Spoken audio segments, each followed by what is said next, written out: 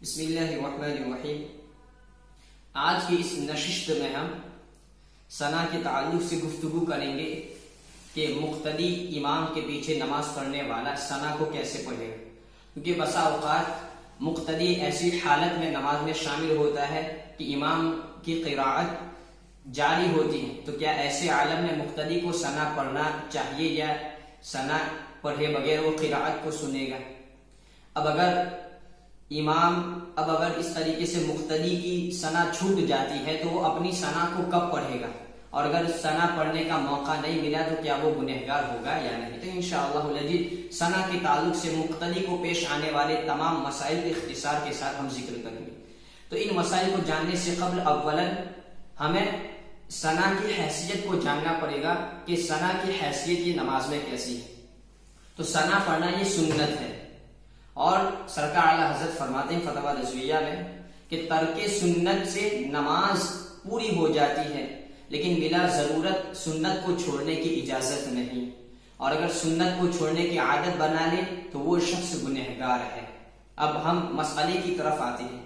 کہ اگر امام کی قراءت شروع ہے، امام قراءت کر رہا ہے اور ایسے عالم میں مقتدی نماز میں شامل ہوا ہے، پہلی رکعت ہے، تو اب مقتدی کے لیے ضروری ہے کہ وہ اپنی ثنا کو ترک کرے اور امام کی قراءت کو سنے، اس لیے کہ بموجب اس آیت کریمہ کے وَإِذَا قُرِئَ الْقُرْآنُ فَاسْتَمِعُوا لَهُ وَأَنصِتُوا لَعَلَّكُمْ تُرْحَمُونَ، قرآن کو سننا اور خاموش رہنا یہ فرض ہے، اور ثنا کو پڑھنا یہ سنت ہے، تو فرض کے مقابلے میں ہم سنت کو ترک کریں گے۔ اب جبکہ پہلی رکعت ہے اس لیے مقتدی تو چاروں رکعت کو پانے والا ہے، اب یہاں پر مقتدی کو ثنا پڑھنے کا موقع ملا ہی نہیں، اس کی ثنا ہوئی ہی نہیں، اس کے باوجود مقتدی گنہگار نہیں ہوا، اس لیے کہ حکم شرع ایسا ہی ہے۔ اب ہم بات کرتے ہیں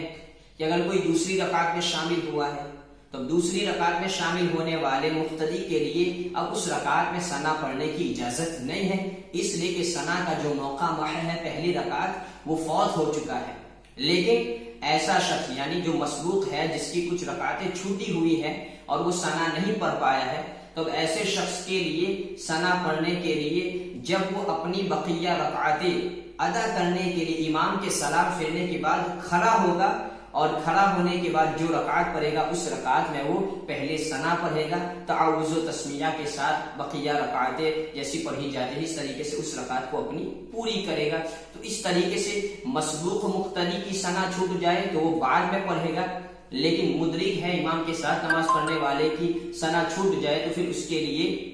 کوئی موقع محل نہیں اور اس کے لیے گناہ بھی نہیں ہے۔ اب یہ ثنا پڑھنا مقتدی اور امام دونوں کے لیے ضروری ہے، جیسا کہ میں حاشیہ تحتوی علی مناقب الفلاح کے حوالے سے اس عبارت کو پیش کر دیتا ہوں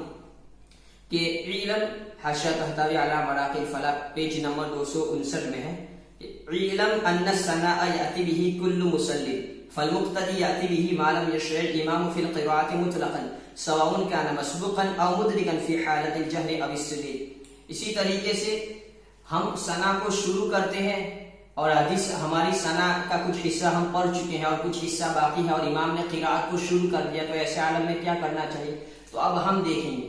اگر ہماری ثنا پوری ہونے کے قریب ہے تو ہم ثنا کو پوری کر لیں گے، اور اگر ثنا کا اکثر حصہ ہمارا باقی ہے تو اسی تک ہم ثنا جو پڑھی ہے ہم ترک کریں گے اور امام کی قراءت کو سننا ہم شروع کر دیں گے۔ وآخر دعوانا الحمد للہ رب العالمین۔